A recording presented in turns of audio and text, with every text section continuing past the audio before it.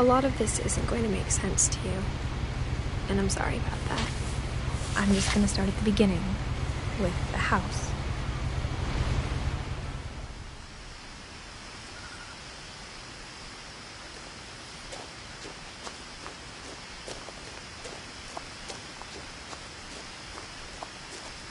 I lived here until I was 11, but I wasn't allowed inside half the rooms.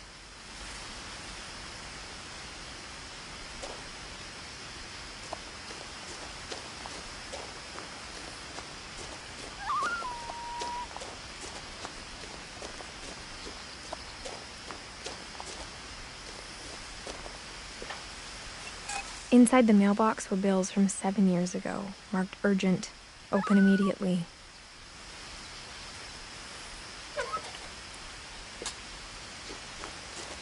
I hadn't been back since my brother Lewis's funeral.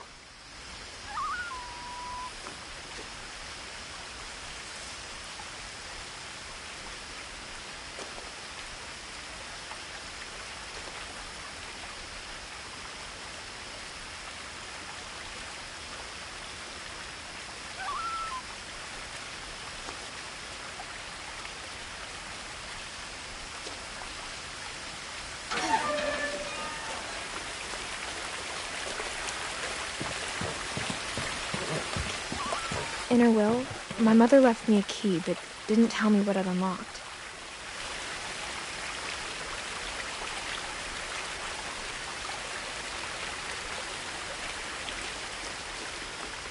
Maybe she thought I'd know, or she thought that the mystery would be enough to bring me back.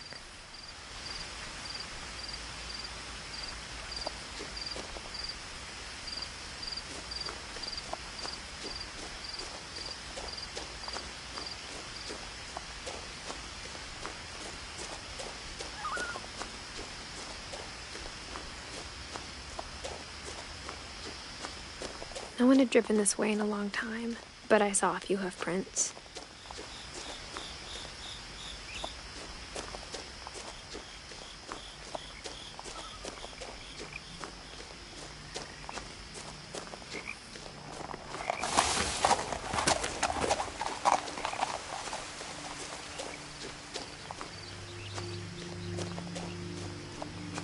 The truth is, even after I inherited the house, I never thought I'd come back to it.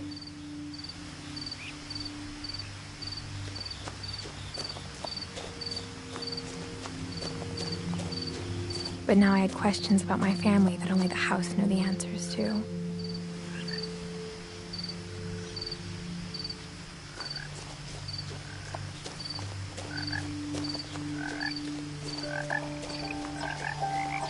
The house was exactly like I remembered it, the way I'd been dreaming about it.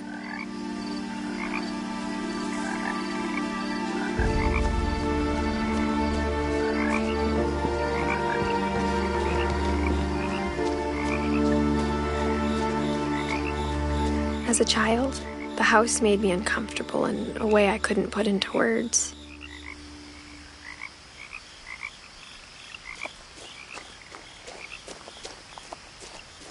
Now, as a 17-year-old, I knew exactly what those words were. I was afraid of the house.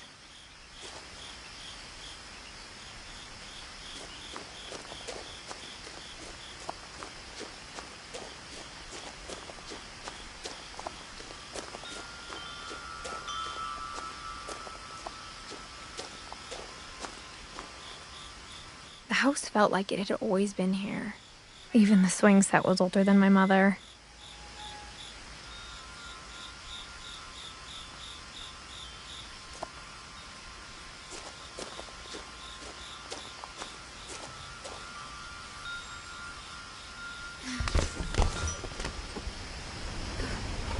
Crawling through the doggy door used to be a lot easier when I was 11.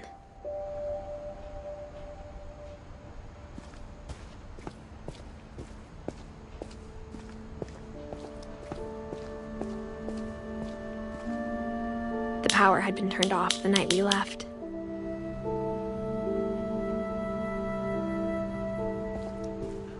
For the first time in years,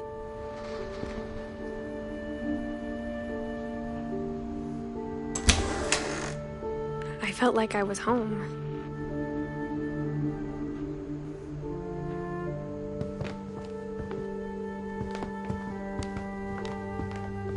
Nothing in the house looked abnormal.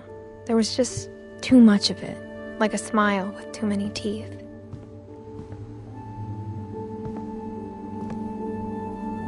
After Milton disappeared, Mom sealed up all the bedrooms. Then Edie retaliated and drilled peepholes.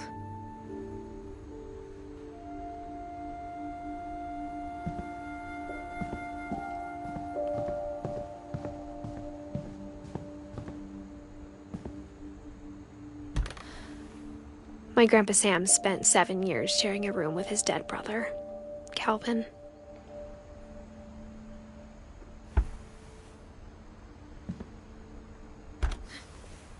As a kid, I just assumed every house had peepholes and sealed rooms you weren't allowed inside of.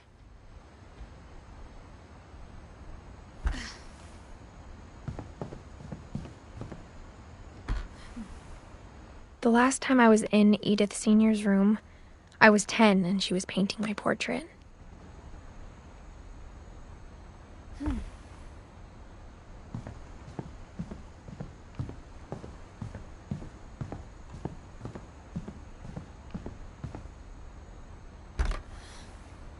Molly always seemed like a girl I could imagine being friends with, if she hadn't died in 1947.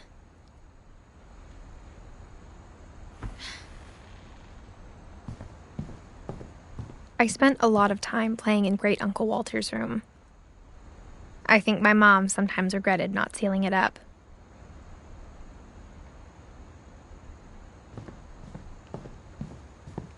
Lewis told me there were secret passages, but I never believed him.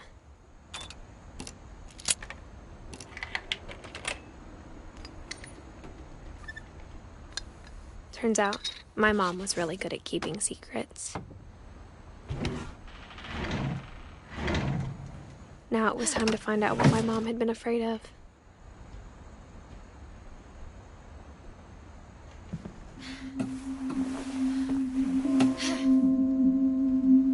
Reading this, maybe it sounds like I had a plan. But I had no idea what was behind that door.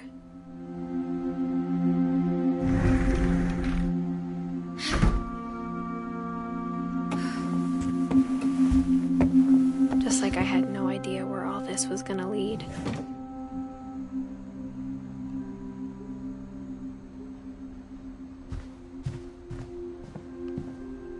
I got the sense Edie had spent a lot of time here. December 13th, 1947. Dear Diary, I'll be gone soon, but I wanted to tell somebody about what's gonna happen. It started when Mom sent me to bed without dinner. I woke up and I was starving, so I looked around for something to eat.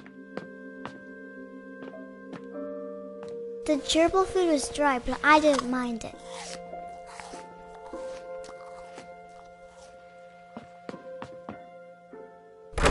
Mom, can I come out now? Sweetheart, it's late. Go to sleep.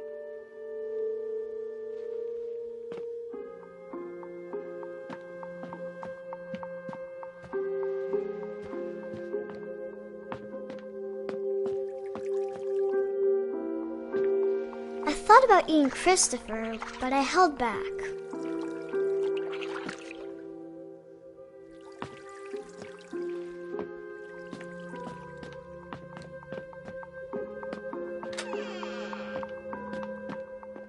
I kept eating and eating.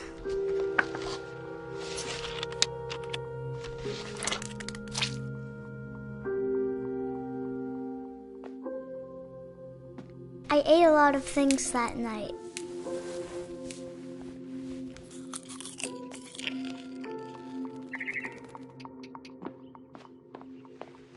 Then I heard chirping outside my window. It was a barn swallow going back to her nest. I reached out for her.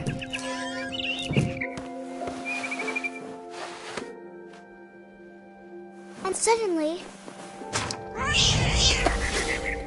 I was a cat.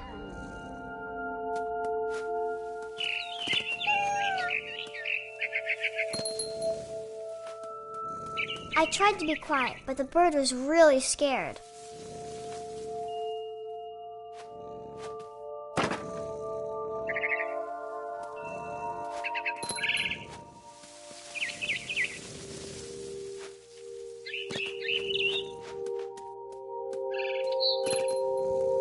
Mom and Dad didn't even look at me.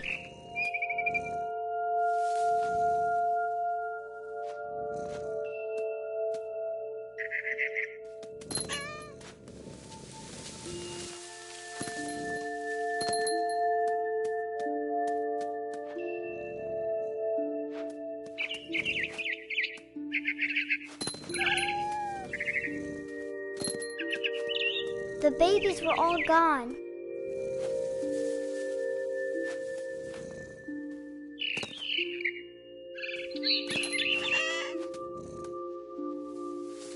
I jumped and I almost got her.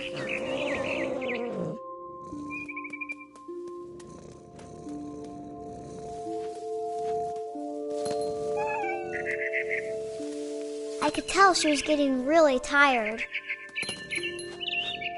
Now I was up in the big tree. I promised Dad I wouldn't climb it anymore. All I cared about was eating that mama bird.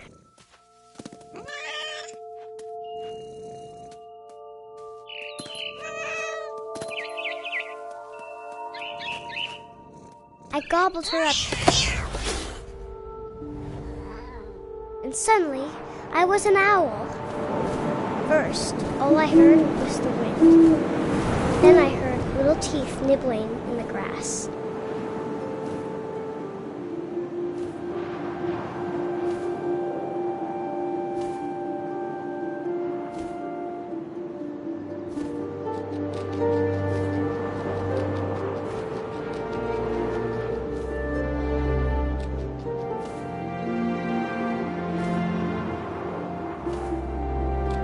Rabbits.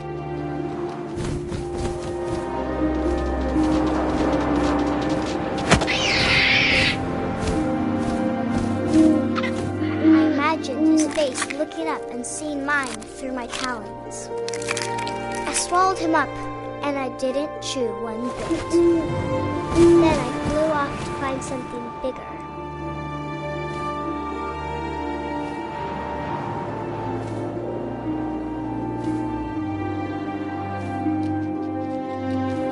A mama rabbit.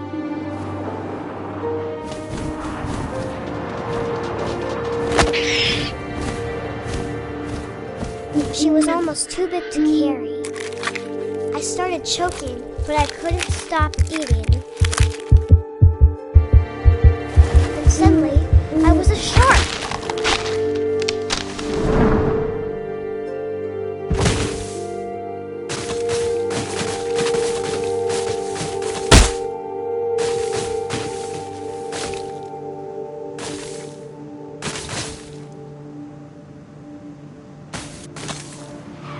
I rolled off the cliff and into the ocean. Now, I was hungrier than ever.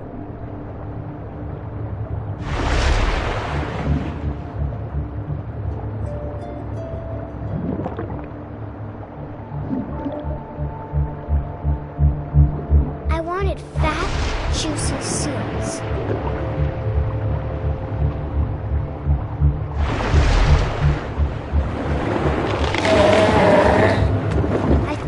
Her flipper, and it tasted really good.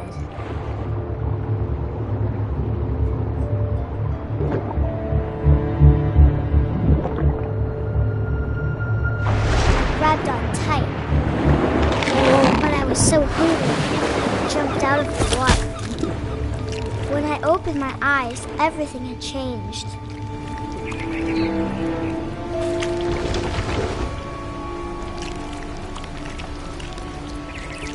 I was a monster and I smelled people everywhere.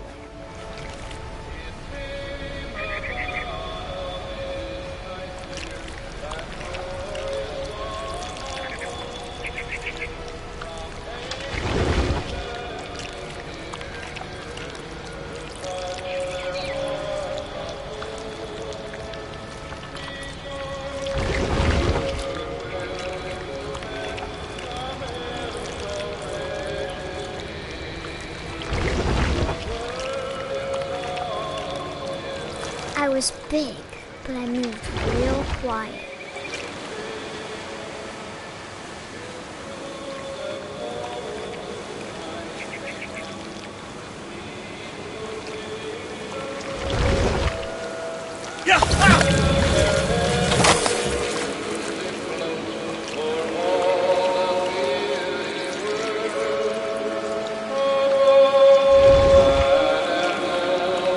I wanted to stop, but also I didn't.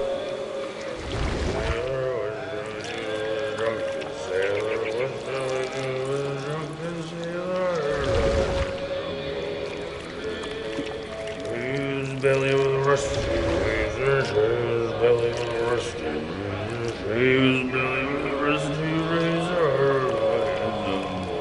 What shall we do with a drunken sailor? What shall we do with a drunken sailor? What shall we do with a drunken sailor? And the captain's daughter, the captain's daughter.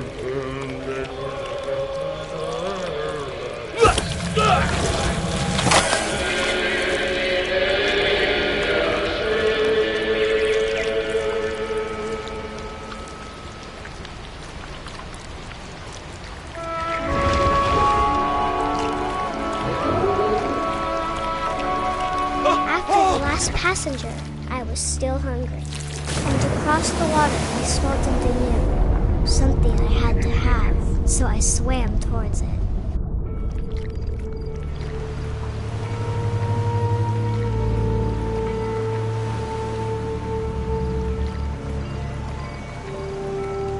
I slithered onto the sand, and the good smell went into an old pipe.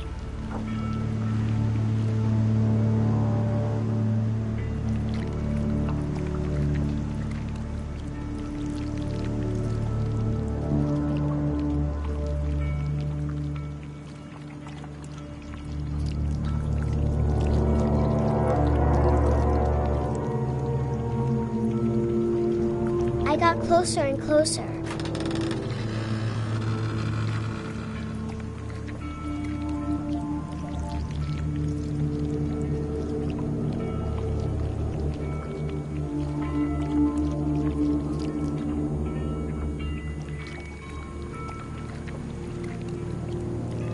All of my stomach started growling. And suddenly, I was me again. I held my breath for a long time, but I couldn't hear anything. I think it's waiting for me to fall asleep. But it's not going to wait much longer. It needs to feed, and we both know I will be delicious.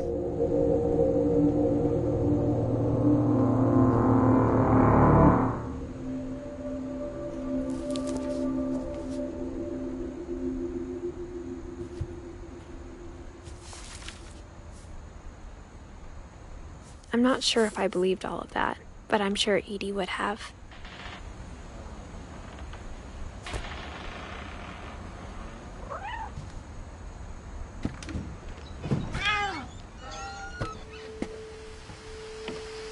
This will be obvious later, but my mom never told me any of these stories. Edie would have, but Mom didn't like bringing up the past. Though, when we adopted a stray kitten, she was the one who named it Molly.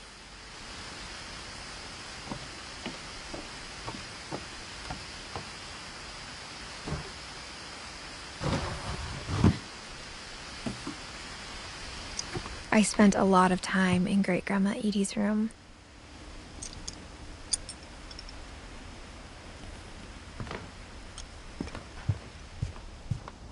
Her room was like a museum.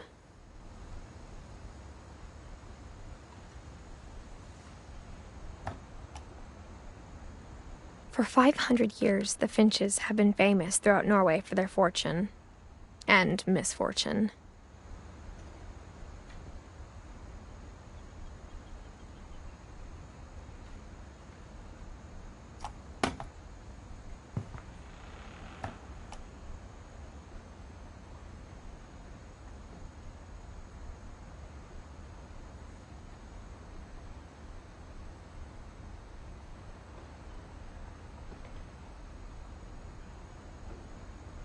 Odin Finch buries the latest victims of the family curse, his wife Ingeborg and their newborn son, Johan.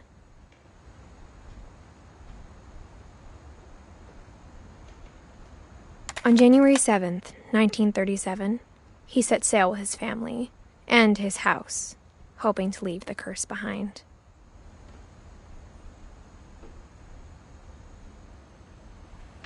But 40-foot waves off the coast of Washington send the house and Odin to the bottom of the sea.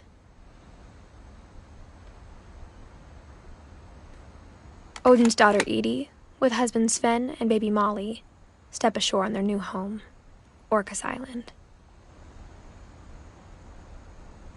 Odin Finch is the first to be buried in the new family cemetery.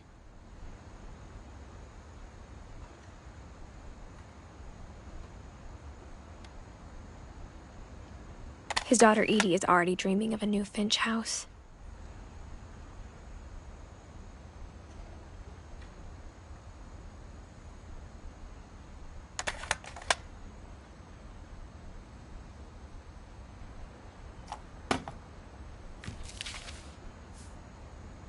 Whatever's wrong with this family, it goes back a long ways.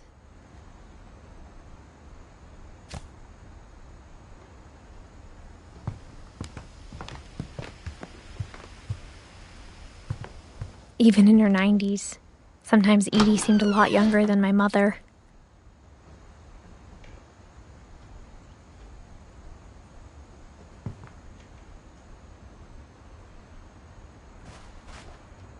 The only trace Grandpa Sam's first wife, Kay, left on the house was the pink bathroom.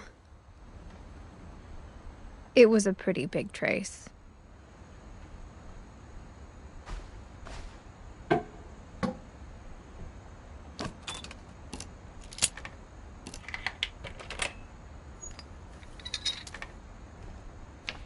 There's a secret in this bathroom.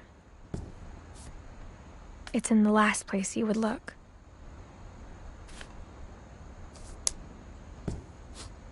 It isn't in the cupboard. It's hidden in this book.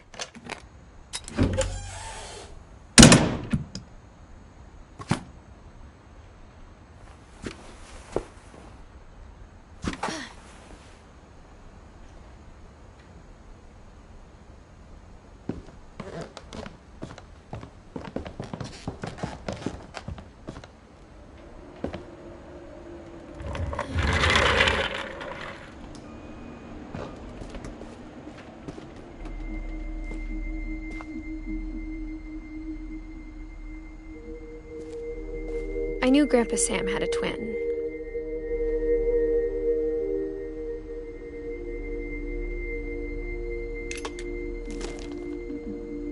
And that he never talked about him.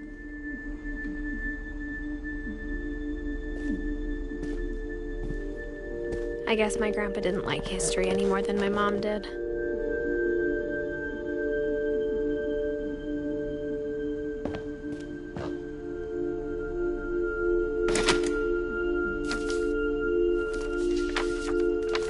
How I Want to Remember My Brother by Sam Finch. The thing I remember is that when he made up his mind, that was it. My brother said he'd die before he ate another mushroom, and he did. At Barbara's funeral, we swore we'd never be afraid again, and he wasn't. I think Calvin always wanted to fly. Sam! Calvin! Dinner's ready! Coming! But that day, he finally made up his mind to do it. I told him going around was impossible. Maybe if I hadn't said that,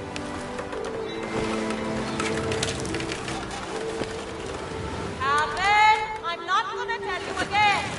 maybe if the wind hadn't picked up, then maybe he'd still be here. But I doubt it. I think he'd already made up his mind.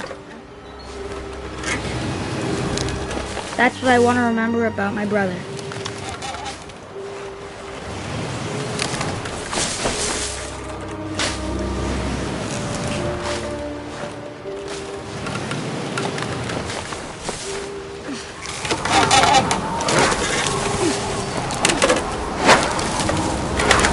The day he made up his mind to fly. And he did.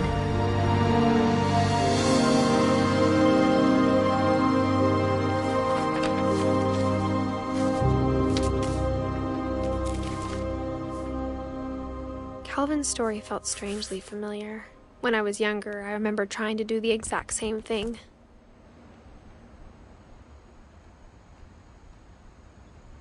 After the funeral, Edie roped off Calvin's half of the room. Mom said Grandpa Sam enlisted at 18 and never set foot in the room again.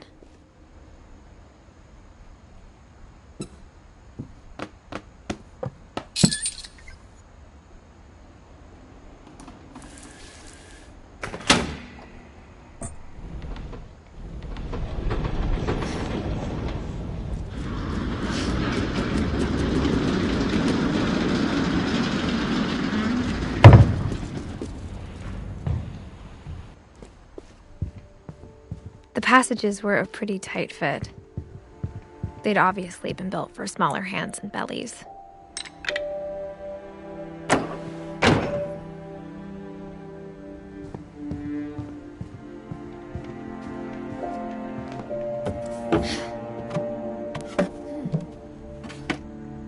Growing up, I always thought of Barbara as a child star.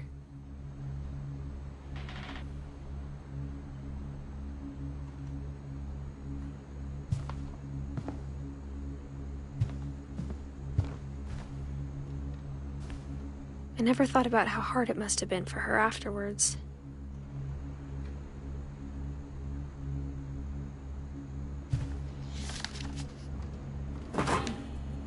Of all the stories people wrote about Barbara's death, I'm surprised Edie saved this one.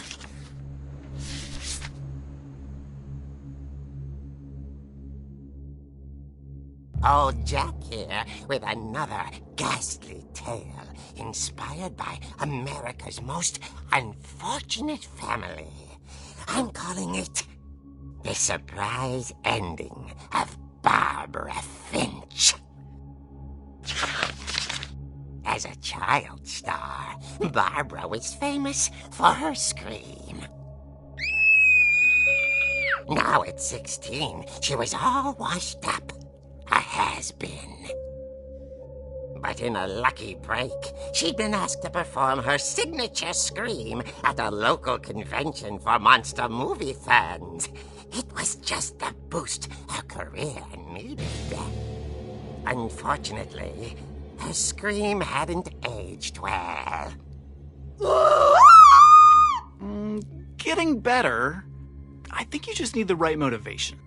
Her biggest fan and current boyfriend, Rick, was about to demonstrate when... Now that was a great scream. It was Barbara's father, Sven. He'd slipped into a table saw and had to be rushed to the emergency room. So Barbara got stuck babysitting her youngest brother, Walter. Her convention comeback was cancelled. Okay, I'm hearing frustration, but I'm not hearing terror. What if I tried... A gang of hoodlums in Halloween masks have been terrorizing Orcas Island tonight. Police are urging residents to... That came from the basement. You're right! Also, I loved your delivery on that. Why is your basement door locked? because my dad likes making puzzles and secret passages. There's a key hidden in the music box.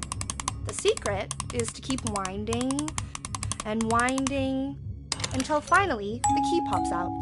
Thanks, babe. I'll be back in a sec. 20 minutes later, Rick hadn't returned. So Barbara went to look for him, right on cue. She reached for the music box. And as she wound the key, she listened for Rick, but the house was silent.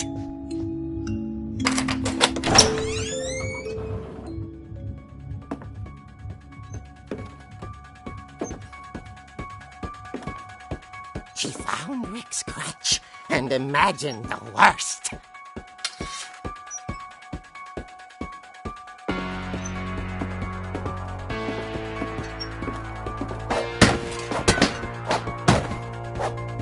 The gang's leader is the infamous Hookman killer, Dr. Carl Hamill, who impaled and then ate his family 10 years ago tonight.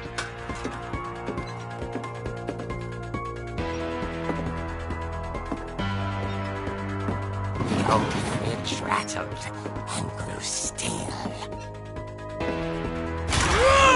Oh dear! Oh! Rick? Barb, relax. I was just trying to scare you to help you find your scream. Well, I'm not scared, Rick. I'm furious. Then act furious. All I'm getting from you now is that you're hurt and confused and you're... She threw him out, but she kept a little something to remember him by. Barb, have you seen my other crutch? And she was still holding it when she fell asleep watching the late picture show. Hours later... Barbara! Walter, what's going on up there? Ah! Okay, I'm coming up, but if this is a trick, you're dead, Walter.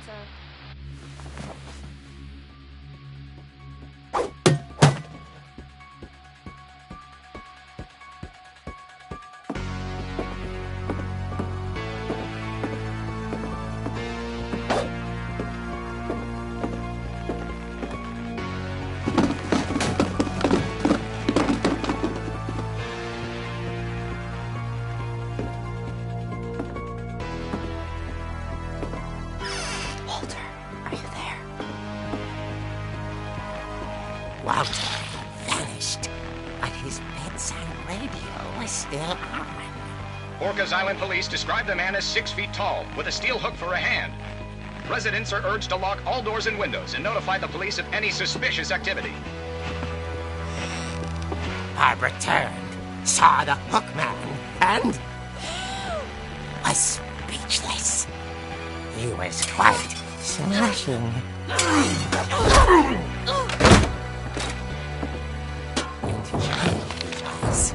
He couldn't get enough of Barbara.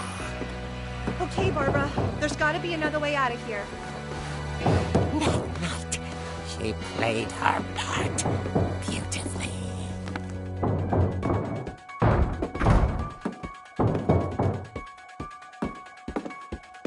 Molly's door hadn't been opened in years. The hinges groaned.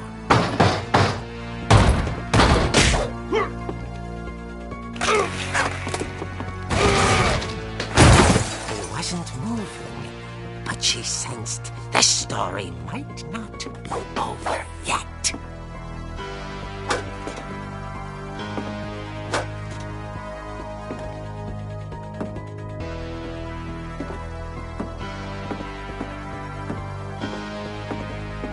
The hookman had vanished. She listened for his breathing, but all she heard was...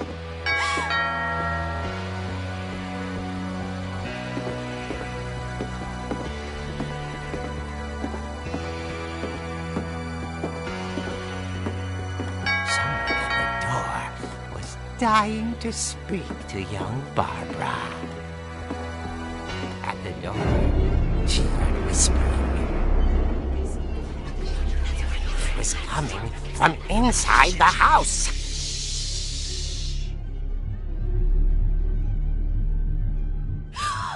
Oh dear.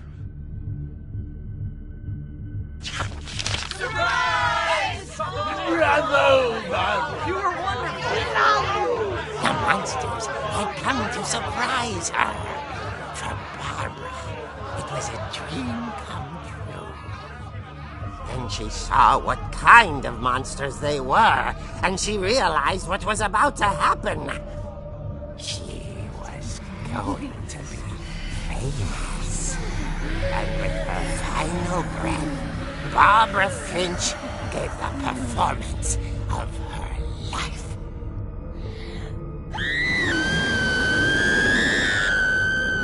I wasn't there myself, but I hear Barbara was magnificent. Poor girl. She had a taste for stardom. But unfortunately, so did her fans. Of course, the police blamed it all on poor Rick, who disappeared the same night.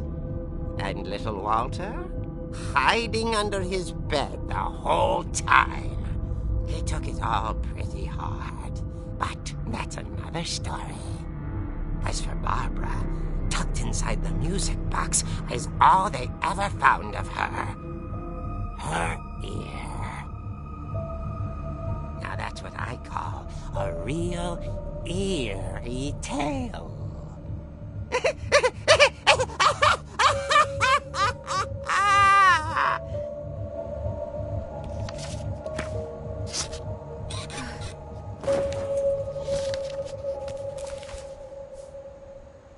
Edie told me all Barbara wanted was to be remembered, as absurd as that comic was. Maybe what Edie saw was a happy ending.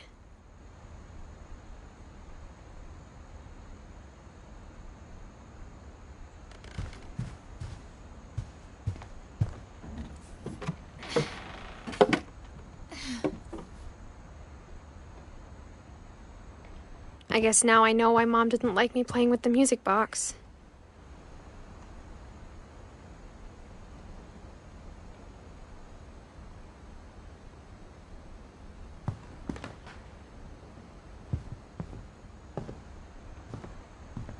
Whenever people ask me about my family, the first thing they always want to know about is Barbara.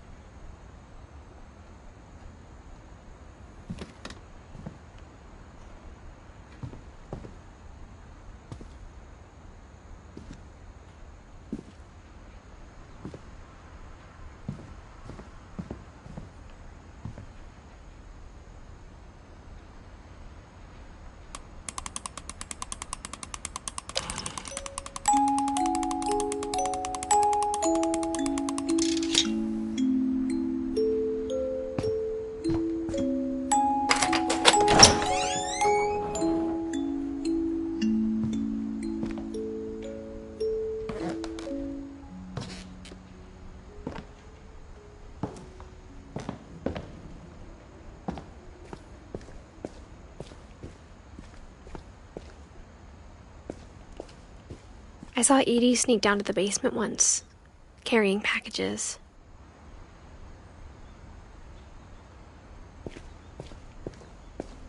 I thought maybe she was hiding presents.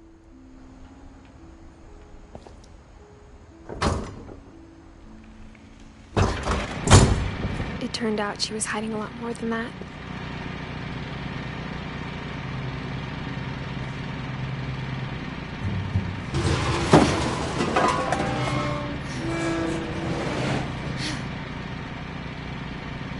I remember asking Mom once about where Walter had gone.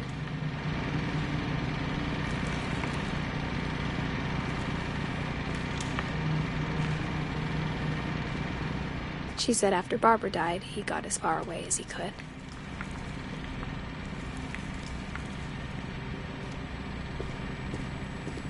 If there's a pattern in all these stories,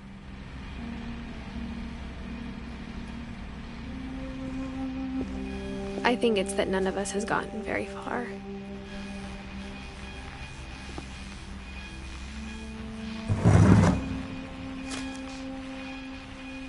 Goodbye, everyone. I can't believe I've been down here for 30 years. On that first day, after the shaking started, I didn't think I'd survive a week.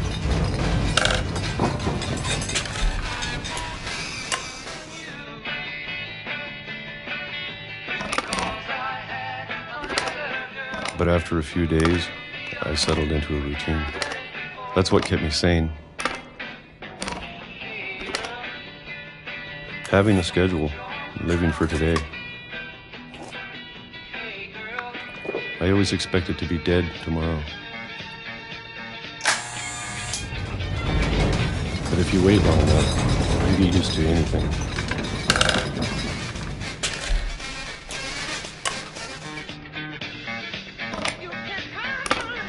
Even a monster on the other side of the door starts to feel normal. Almost friendly.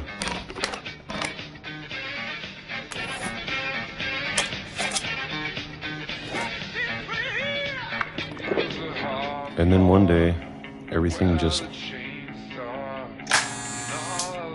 stopped. Whatever that thing was, it was gone. Maybe it got tired of waiting. Or maybe I just got tired of being afraid.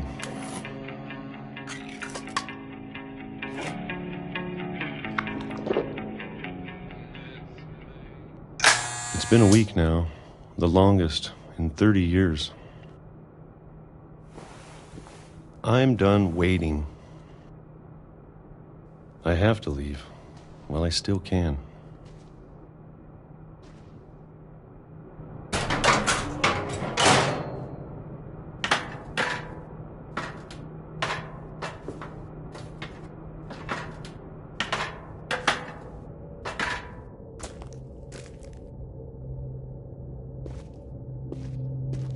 I know it's out there, somewhere.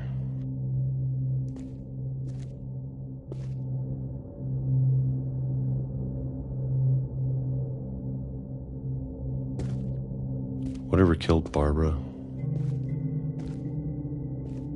and Molly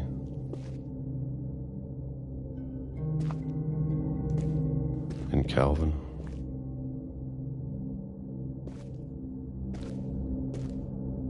Maybe this is all a mistake.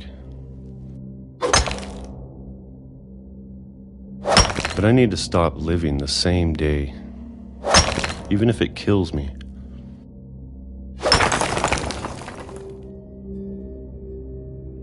Whatever's out there, I want you to know I'm ready for it. I'm going to appreciate all of it, especially the food. I don't mind if I only have a year left, or a month, or a single week. I'd be happy with one new day. I can already imagine the sun on my face.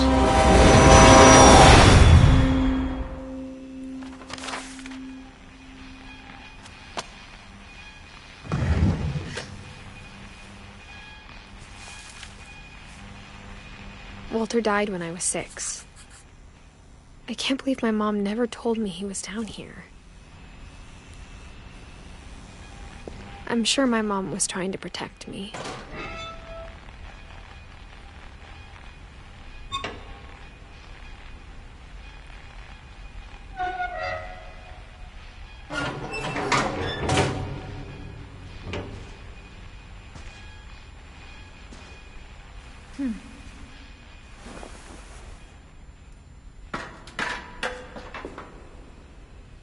Maybe she was afraid I'd end up like Walter.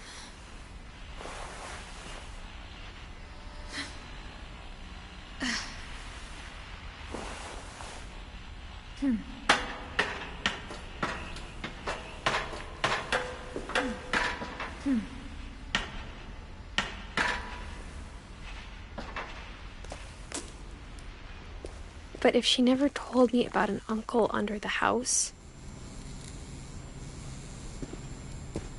I can only imagine what else she was hiding. I don't want to make the same mistakes she made.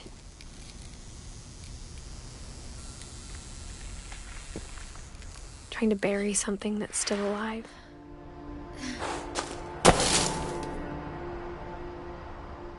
Now that there's only one of us left, or maybe two,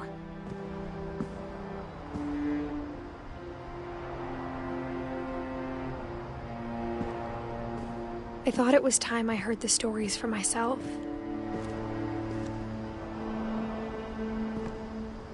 And found out what happened to everyone else.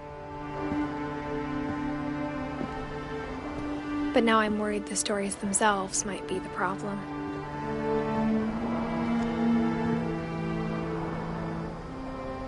Maybe we believed so much in a family curse, we made it real.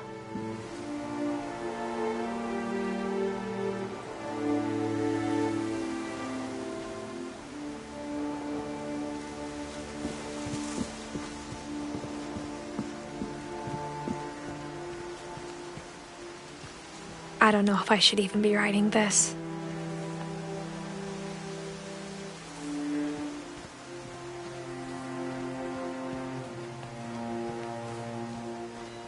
Maybe it'd be better if all this just died with me.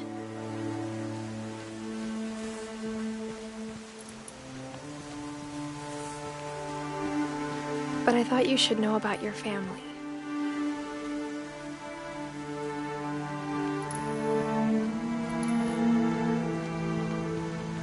And the history you're a part of. Though to be honest, I feel as lost as you probably do right now.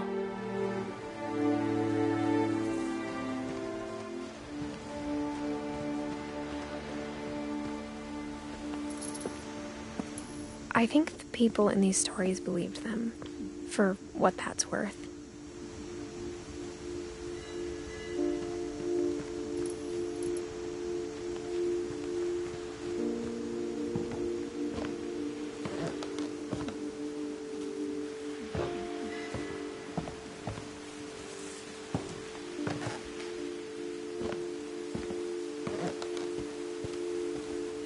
And when you look at the house, that history of imagination and stubbornness and madness,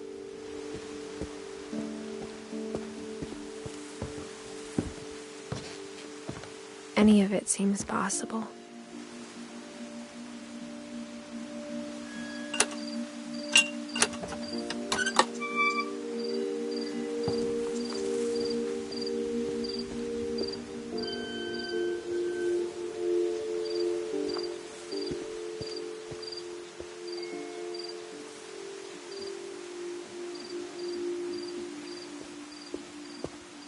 I think we've been surrounded by death for so long, we've just gotten used to it.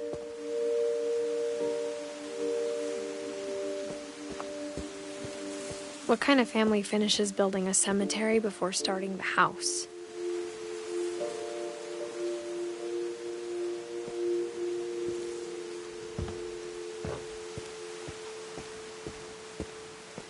It's embarrassing for me to admit this, but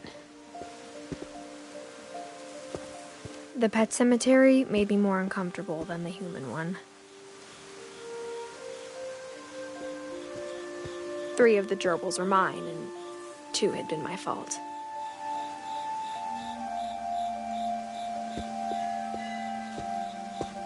Sven built the house, but it was Edie who designed the cemetery.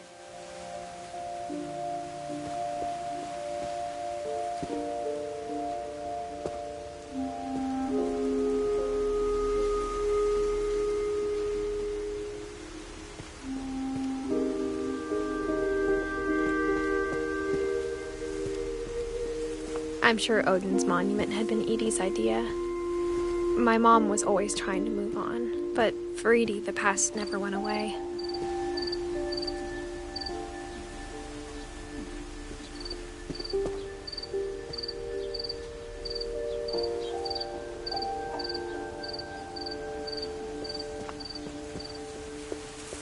She could see it poking out of the water at low tide.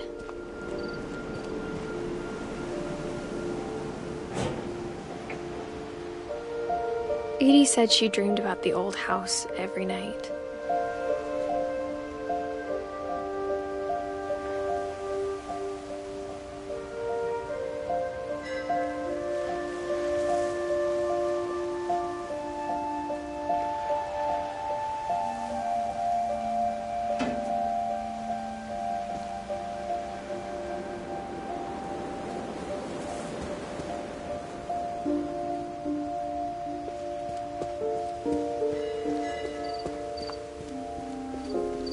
Edie's side was always easier for me to understand.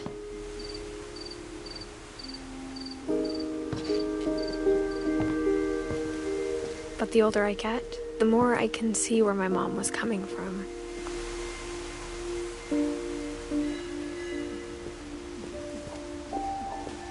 Her dad had been pretty strict, but it wasn't enough to save her brothers. She was just trying to do better.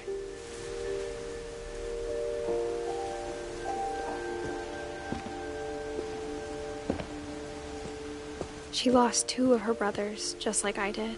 I get why she tried so hard to protect us.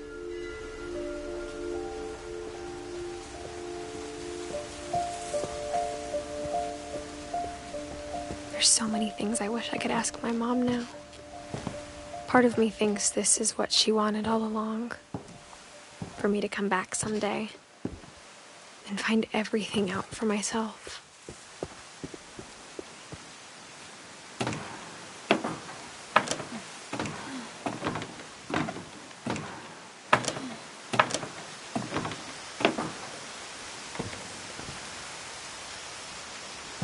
But looking back on it now,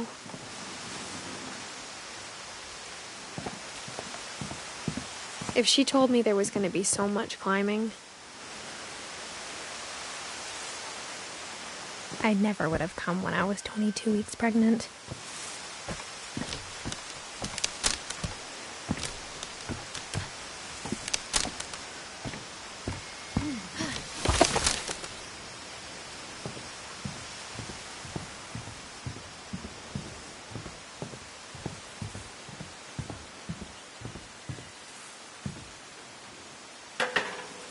I never met Grandpa Sam, but I think he and my mom had a lot in common.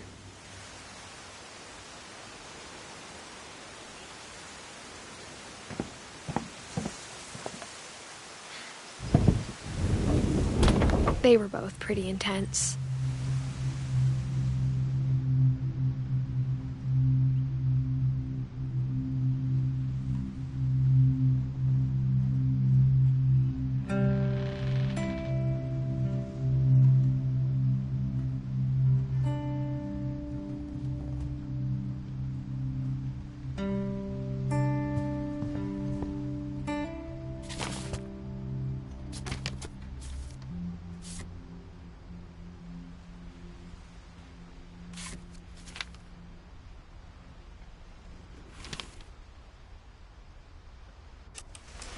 Dawn, I promise, you'll never forget this weekend.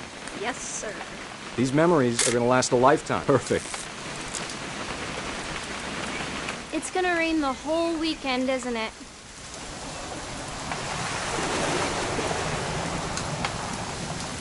I will never forget this weekend, Dad. That's the spirit. Okay, got it. I'm gonna take some pictures, okay? Just be careful. That camera's older than you are.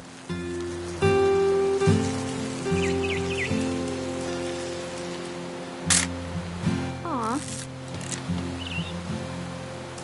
You're right, Dad. It's starting to clear up. Still freezing, though. Definitely should not have drunk all that coffee. Hey! That's a keeper. I'm just saying, I'm not always gonna be here, Don. You'll need to remember this stuff, if you want to survive. I'll be fine, Dad. You know who else thought he was gonna be fine? Some guy who died. Don, I'm being serious. I know, Dad. You're always serious. Doesn't being out here make you want to chill out? Well, to tell you the truth, I haven't been out here in 20 years.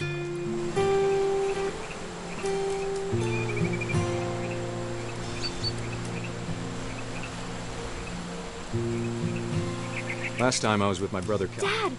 Good eyes, Dawn. Before you take the shot, let me get a picture of you.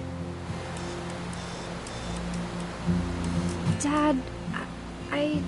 Just breathe. Turn off your imagination. Focus on your target.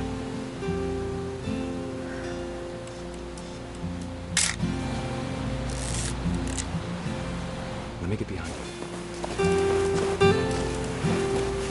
Do I have to do this? Dawn, you don't have to do anything. But if you want to survive, you need... Great shot, Dawn!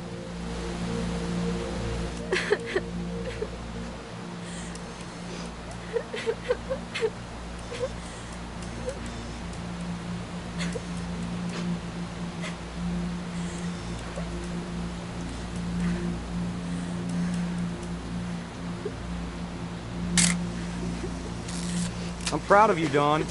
Always remember that, okay?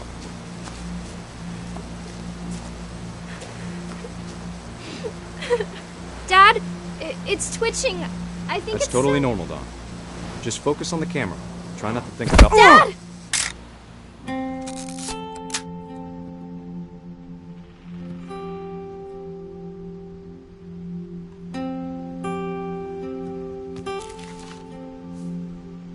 Of all these stories, that's the one I wish most that my mom had told me.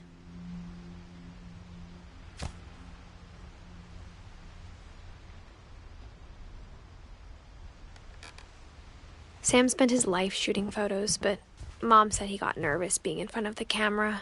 I guess we're all afraid of something.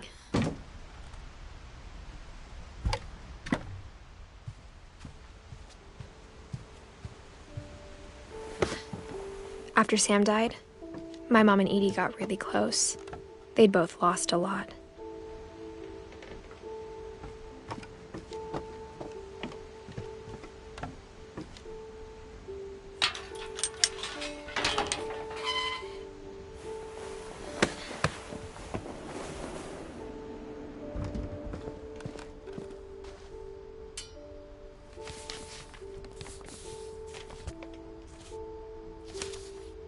Dear Kay, do you remember the way Gregory used to laugh when he thought he was alone? Like something funny was happening, but only he could see it.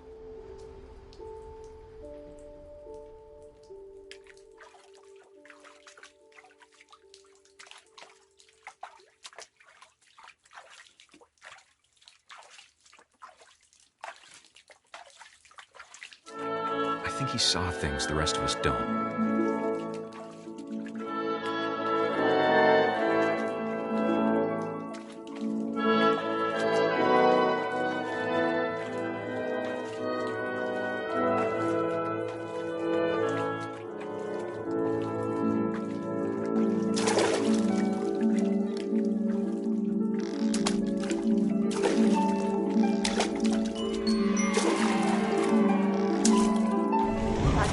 Gregory, it's time to... Hold on, sweetie. Hello?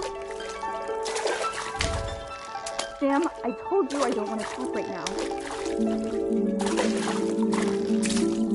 I wonder what he saw.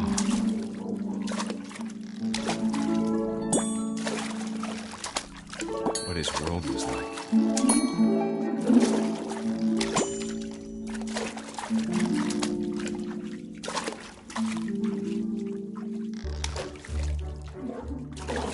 Reminded me so much of Calvin. Lost in his imagination.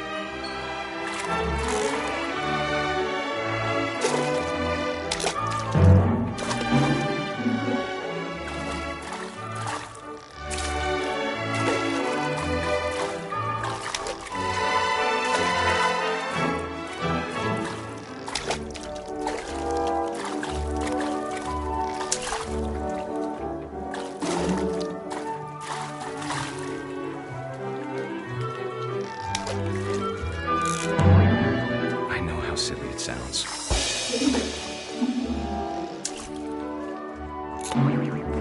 I worried about a baby being too happy. But I could feel him slipping away. Sorry about that, Gregory. I know you did everything you could. Maybe if I hadn't called that night. Damn it. Hold on, I don't want Gregory. I wish he could have told us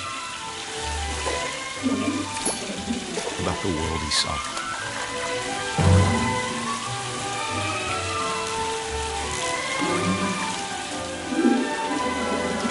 There's so much I don't understand about Gregory, about everything.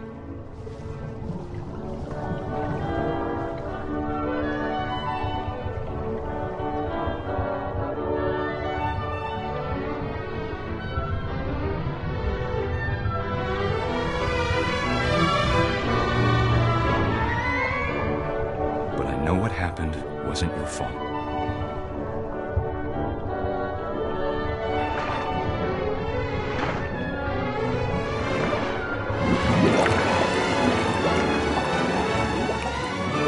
I'm sure he's happy. And he'd want you to be happy too. Good luck, Kay. Love, Sam.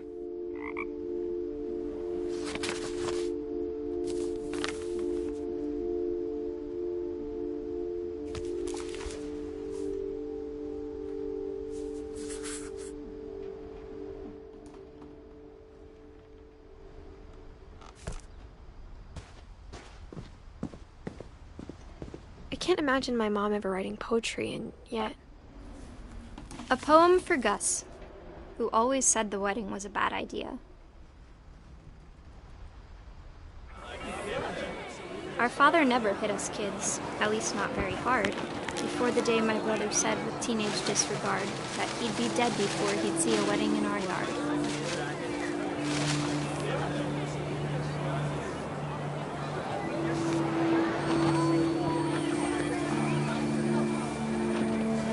My father made him come, of course, but Gus stood far apart, just flew his kite and bottled up the storm inside his heart.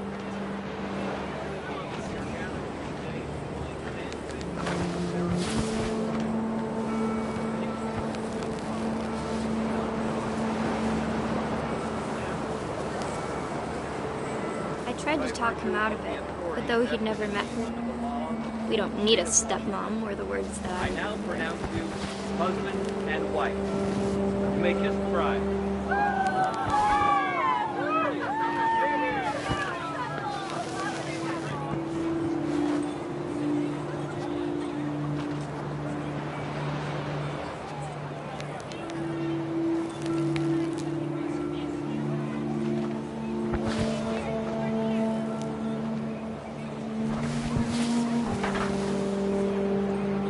When the time for photos came, Dad ordered him to come here. But Gus declined and as a sign held up his middle finger.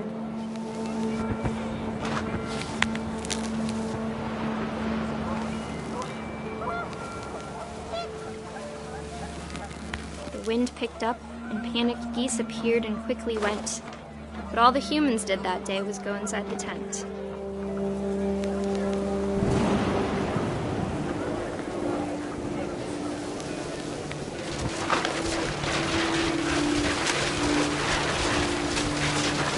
Rain came down in buckets then, but no one seemed afraid that nature might destroy the tent our dad had crudely made.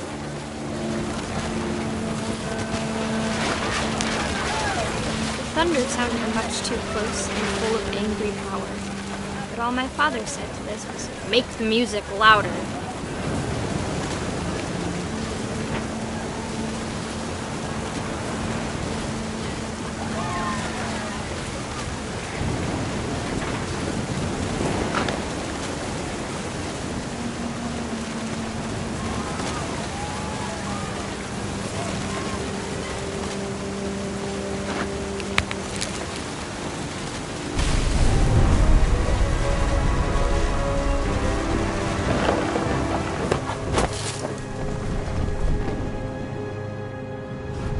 wish that I could truly say I thought about you on that day. Out there on the beach alone, just you, the wind, the sea, and foam. But I didn't, until we found you.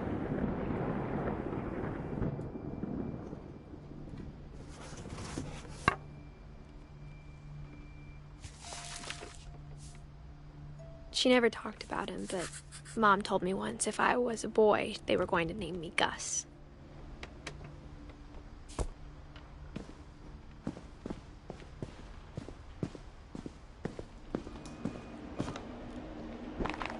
My mom moved up to the loft after her brothers died. At the time, it was as far away as she could get.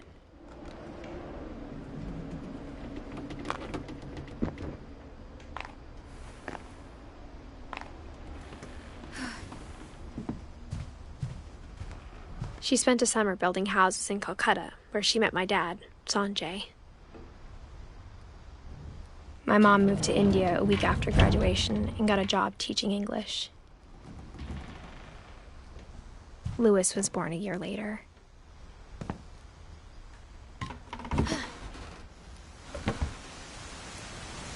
When my dad died, I don't think Mom knew where else to go.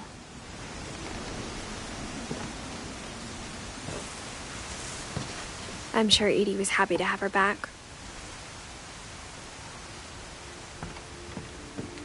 The house had to get a little bigger, but Edie was used to that.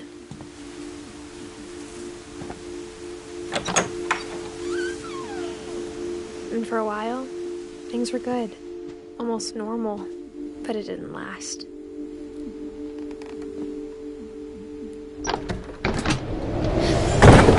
The beginning of the end was Milton's 10th birthday, when Edie gave him a castle.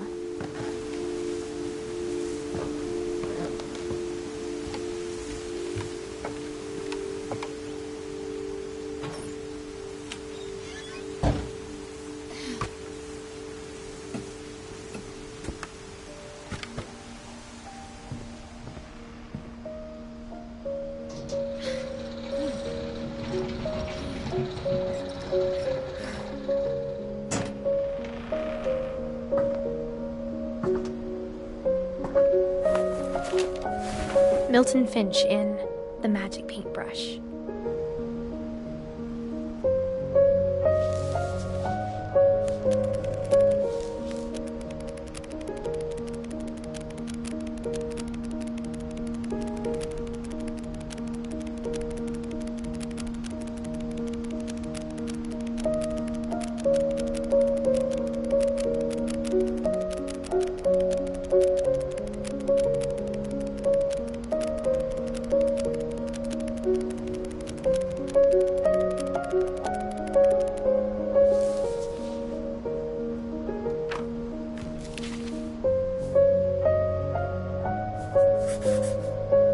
I was 4 when Milton disappeared.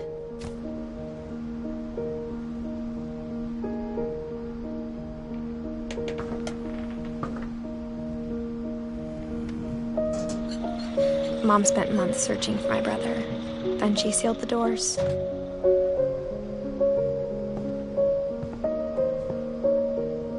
Whatever Milton had found in the house, Mom didn't want it getting out.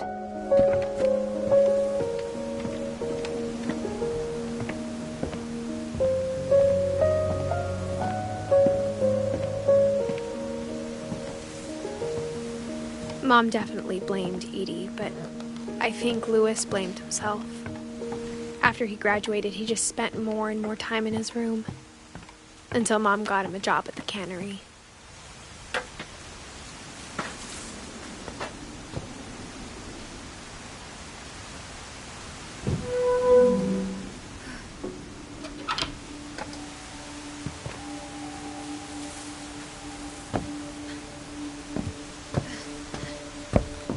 Louis's room smelled very, very familiar.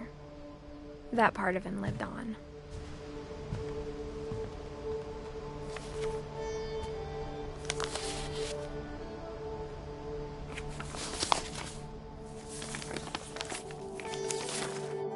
Dear Mrs. Finch, As Lewis's psychiatrist, I can understand your desire for an explanation. As I see it, the trouble began in January, shortly after we convinced your son to seek treatment for substance abuse. Newly sober, I believe Lewis first noticed the monotony of his daily life.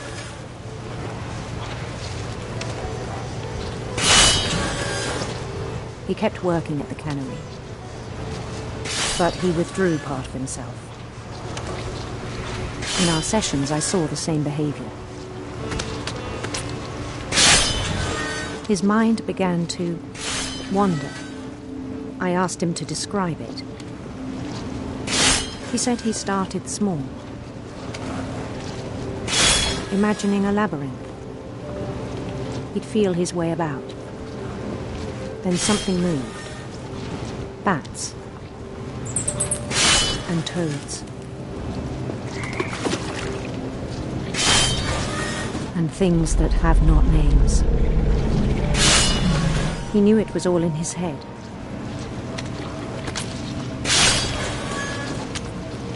But he took it very seriously.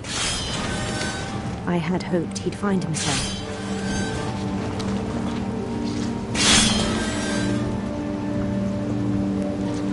But he found something more.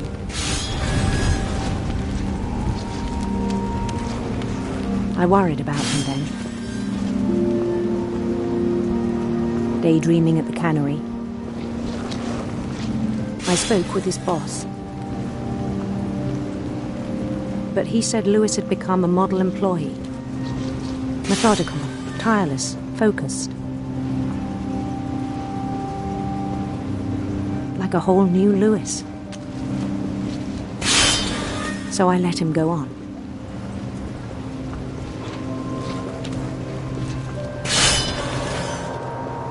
I even encouraged him. It seemed very promising at first. He told me he'd made a new friend.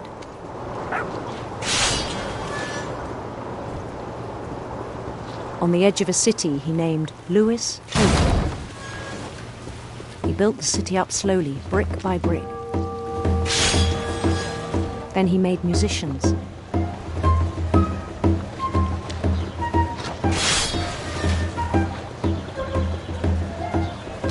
And songs for them to play. He talked about starting a band. And he was always humming something. Every day his imagination grew stronger. He no longer spoke at the cannery. But his chopping was as reliable as ever.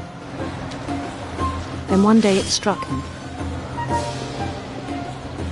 that all the cheering crowds, even the stones under his feet,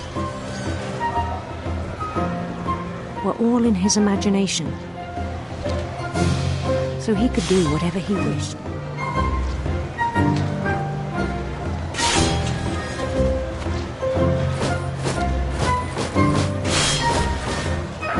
He held an election for mayor. And he won.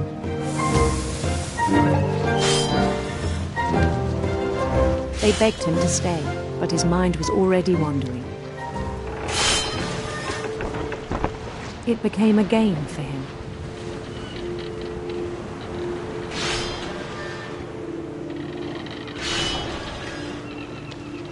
He'd conquer a city, then immediately push on. New Louisville.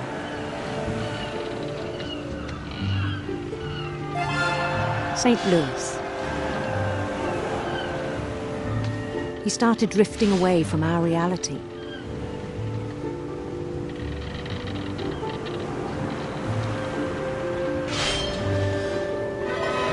Minneapolis, until one day he forgot to go home from the cannery. Even as his mother pleaded with him, part of Lewis kept sailing on.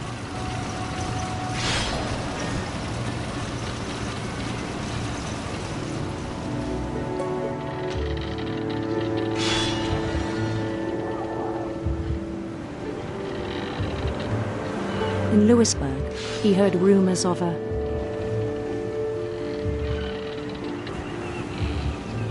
handsome queen.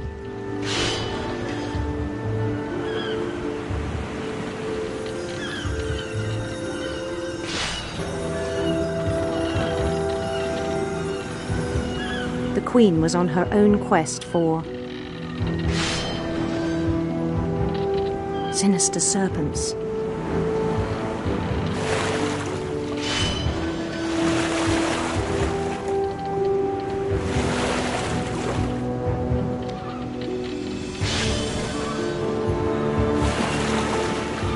He followed the sound of her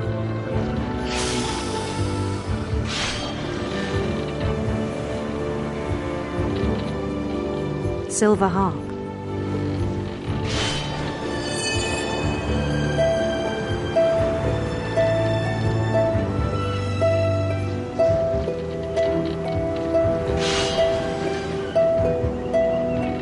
His chase led him to a golden palace east of the sun and west of the moon. Even then, his logic remained sound. He knew the world was all in his imagination.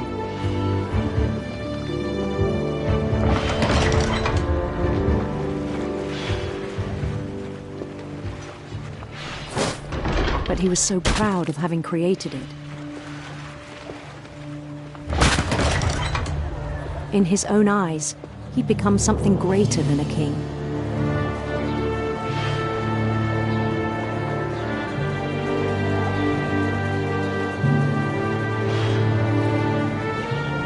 For someone who'd never known success in the real world, I think it was overwhelming. And then it struck him that the real Lewis was not the one chopping salmon, but the one climbing the steps of a golden palace.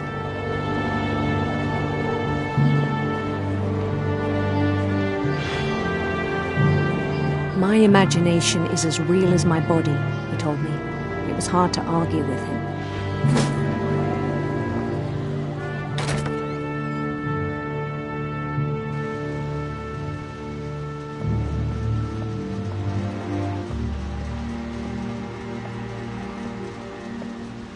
He began to forget the world we know.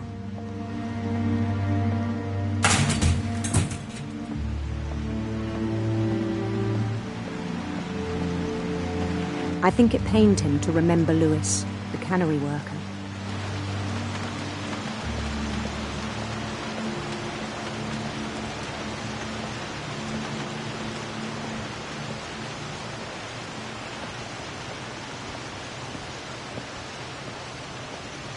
He began to despise the man with a royal contempt.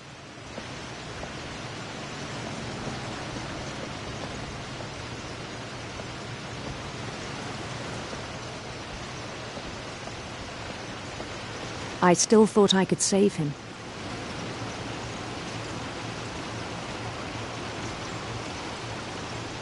Even after he said he was being crowned king over all the lands of wonder.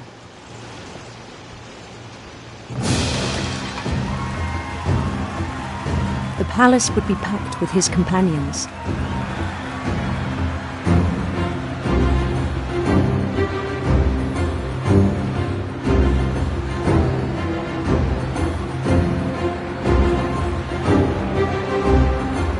Including the wise Calico who'd insisted on inviting him.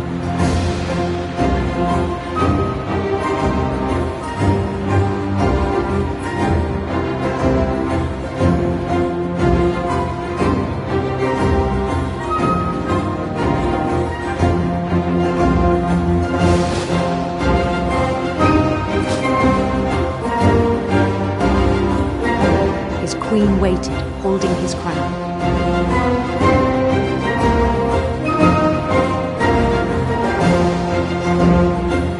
There was only one thing left to do.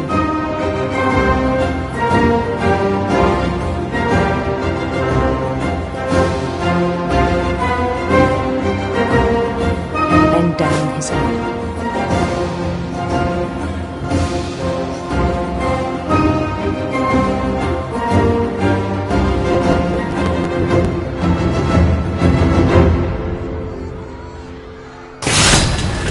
best I think you know. Mrs. Finch, your son was a kind man who will be missed by all of us who knew him.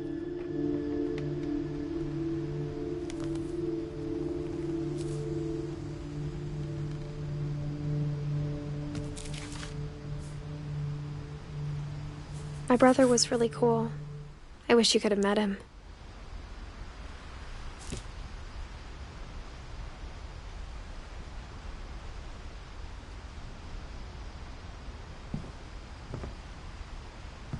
Lewis and I spent a lot of time playing games together, but he was surprisingly bad at them. He died a lot.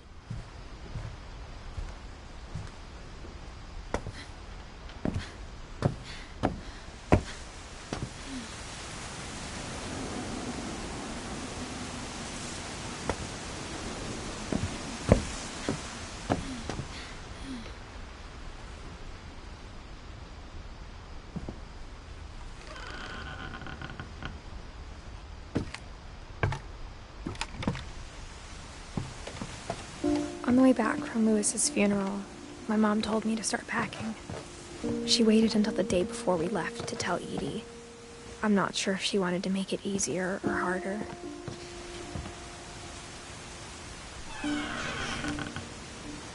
I wish we'd stayed.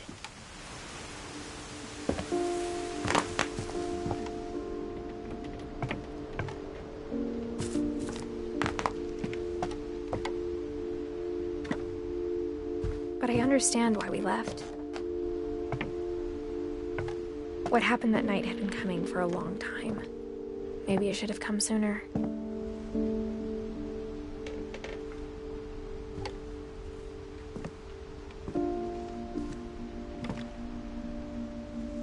But it had to end one way or another. All that's left now is to tell you about that last night.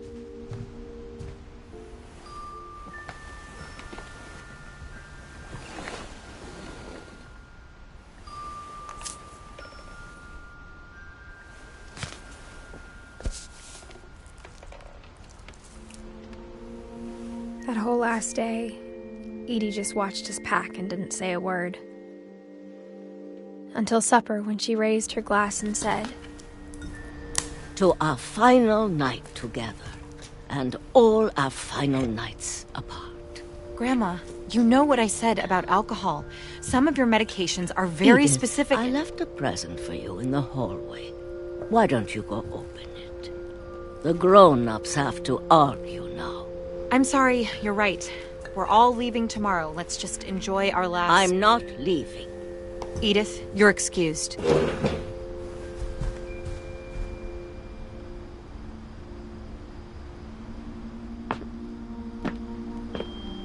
The power had been shut off that morning, but Edie always had plenty of candles. When my mom said the library, I don't think she knew about the other entrance. Or that Edie had a key to it.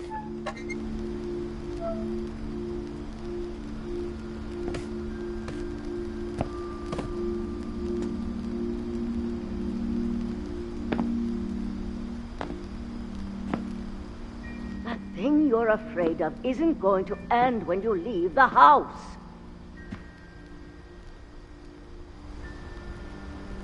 Edith has a right to know these stories. My children are dead because of your stories. I think it's best if Edith and I leave tonight. We'll have the nursing home send a van for you in the morning, okay?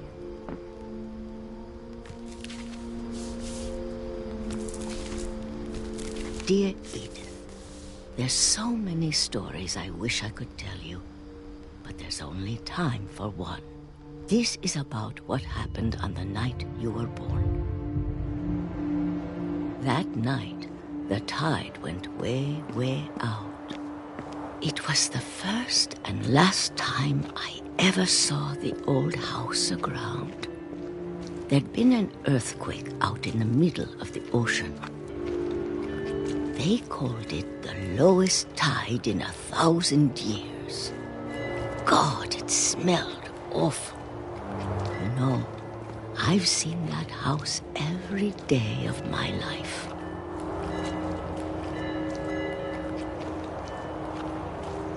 but I never thought I'd go back to it. When the fog rolled in, I lost my way.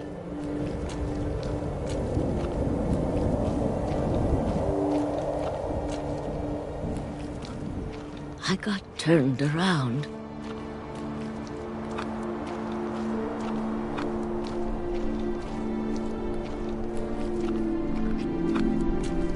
For a while, I wandered. I started seeing things.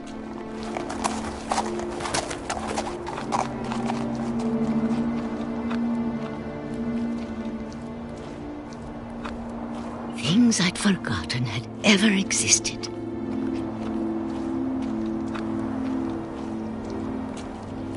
But when I saw them, they felt like old friends. That night, a lot of things came back to me. Or maybe I came back to them.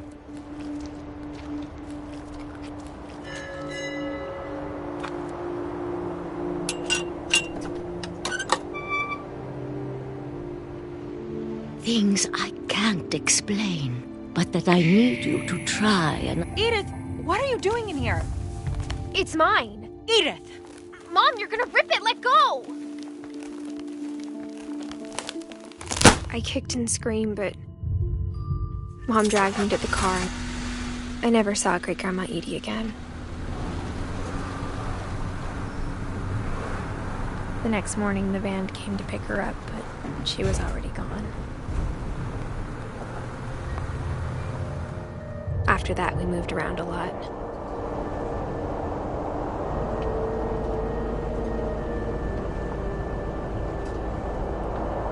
We both tried to make the best of it.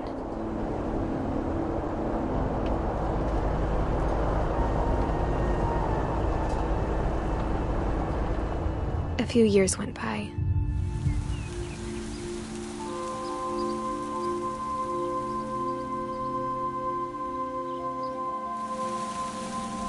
My mom didn't like to talk about it. But she started getting sick a lot. The rest happened pretty quickly.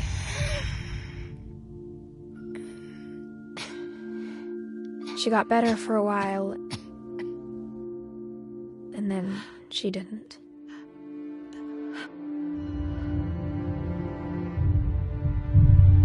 And then I was alone.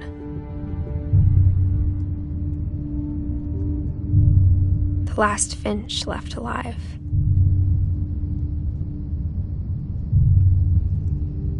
Until I found out about you. I'm still not sure what to tell you about all this. If we lived forever, maybe we'd have time to understand things. But as it is, I think the best we can do is try to open our eyes. And appreciate how strange and brief all of this is.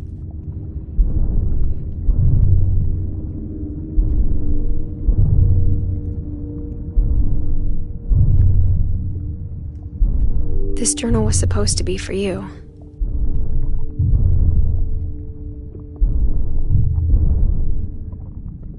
But now I hope you'll never see it. I just want to meet you and tell you all these stories myself. But I guess if you're reading this now, things didn't work out that way.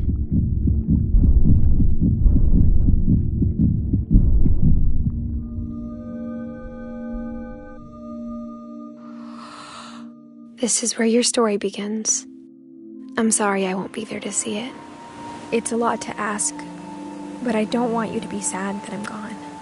I want you to be amazed that any of us ever had a chance to be here at all. Good luck.